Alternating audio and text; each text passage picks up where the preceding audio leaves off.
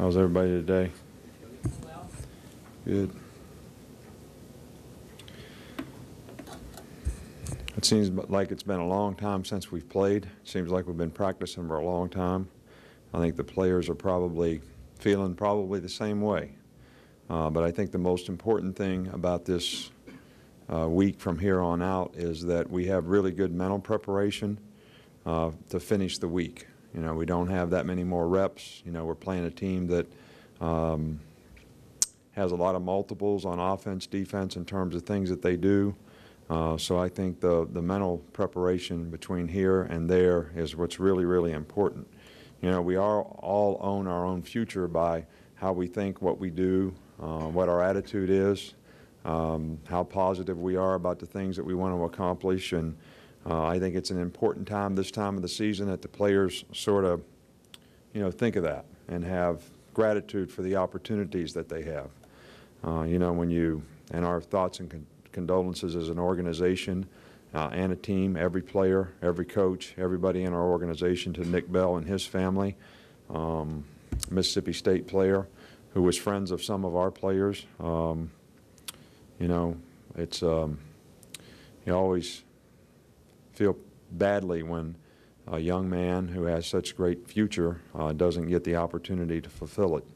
And I think that's all the more reason that our players should have gratitude, and we all should, for the blessings that we have and all the good things that we have that we should be thankful for and make sure we think about every day. And I guess that's all of us.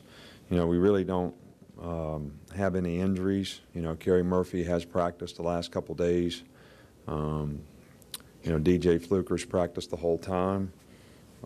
You know, we'll continue to evaluate the right tackle situation and decide probably as late as the game who will play there. You know, I think to some degree, you know, DJ's able to practice. Is he 100%? That's what we'd have to evaluate. So, and that's what we'll do as we get closer and closer to the game. But Alfred's done a really good job at that position, so we're satisfied with what he's been able to do, and hopefully he'll continue to do a good job. And we went inside the last couple days because of the weather. I don't really like to go inside. We usually go in on Thursday only because it's a little bit, especially when we're playing on the road, to get noise and things like that. So it's a better prep, you know, for our players. But having gone in the last 2 days was strictly a weather issue. Questions? Mark Barron was named the semifinalist for the Thorpe Award. I was just wondering if you could tell us a little bit more about him as a player and some other things off the field. Well, you know, Mark's a really good, very quiet guy, but a leader in his own way. He's one of those guys that sort of speaks softly but carries a big stick. He's really well respected by his peers and his teammates. In his own way, he's a very good leader. He's a good person. And he's played outstanding football here for us. Last year had a phenomenal year, as well as this year.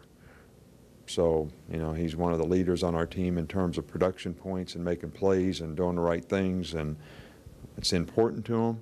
He pays attention, and he's really one of those guys that I think does everything that he can do to help our team be all it can be. And he's shown a lot of maturity and leadership this year with a lot of young guys around him, and that's certainly been appreciated by all of us. Coach, I have two questions for you. The first one, in terms of mental preparation, Marcel Darius told us earlier in the week that he felt like in the second half of the Tennessee game that it really all clicked, offense, defense, special teams. How important is that for this team going into the week that you had off? Well, I think that the thing the players need to realize is, you know, we probably played better at Tennessee because we practiced better. I think since the South Carolina game, we've been practicing better. We have a little better attention to detail, a little more focus, a little more energy, a little more effort, finish plays better, do more little things right that helps guys improve.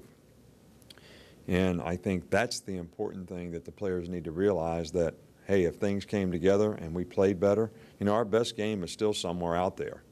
When it's ever going to come, I don't know. But it's going to be up to the energy, the focus, and what it means to the people who are playing. They're all capable, they're all well prepared, they practice for a long, long time. So that's something that I'd like to be able to build on, what happened in the second half of the Tennessee game, but that remains to be seen. And Coach, in the face of the tragedy of the passing of Nick Bell, it's prompted a lot of people in the sports world to focus on what they're most grateful for, and I'm interested to know what you're most grateful for. Well, I have too many things to list. First of all, you've heard me say this before, and I say it to the team on occasion. Kevin Elko said it the first time I ever heard it, is when you pray, do you pray to be blessed or do you pray to be a blessing? Well, the first thing that I want to do is be a blessing to other people. And I have a tremendous amount of gratitude and is very thankful to have the opportunity to be in an organization with a bunch of young people that you may have some impact on, to be a father, to have children that you may have some impact on, and to be a good spouse and a good partner and a good family person, and always have compassion for other people and care about what might be important to them and be helpful to them. We've been very fortunate to have a lot, but the thing that makes us feel best is being gracious and giving.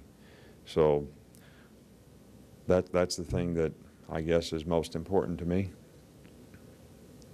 Coach, can you talk about preparing for LSU's two different quarterbacks? Well, I think that in this case, there's a significant difference between the style of the two quarterbacks, so it does make a bit of a difference. Jefferson is more of a running.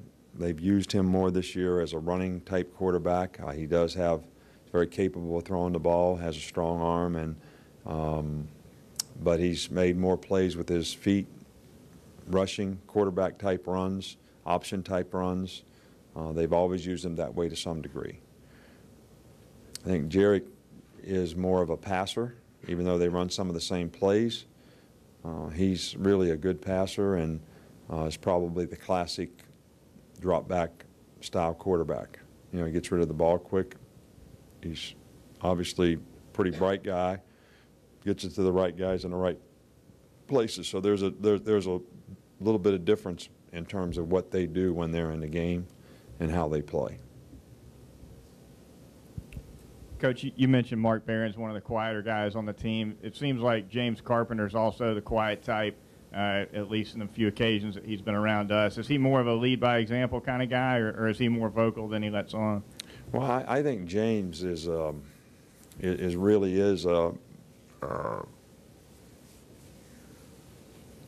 does a great job. You know, I mean, he works hard, doesn't say anything, you know, never speaks unless spoken to. But that doesn't make him any more or less, so I guess you would say he's not really a vocal leader, but I think he leads by example. He does a good job with what he tries to do. He's never an issue, never a problem, never in trouble, never doesn't do the right thing. I don't even know that his name has ever come up since he's been here for missing class or anything. And he has an opportunity to graduate at the end of this semester. So this is a guy that's a good person, and I think he's developed a lot of confidence since he's been here.